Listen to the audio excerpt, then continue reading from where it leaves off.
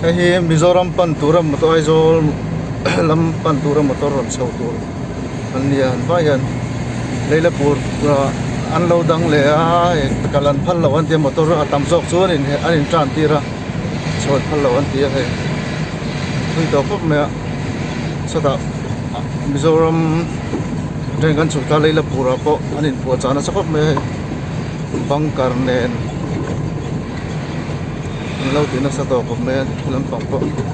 thì cả bộ căn này mail ta không này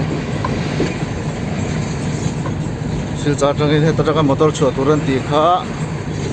anh chuột mail lâu không mấy hay motor căn company motor có anh có mà đi ra thì kalan phal lâu rồi kalan tu mà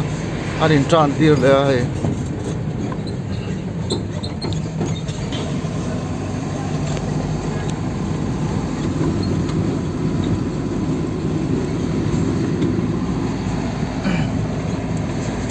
rồi xóa chun tụm mẹ lâu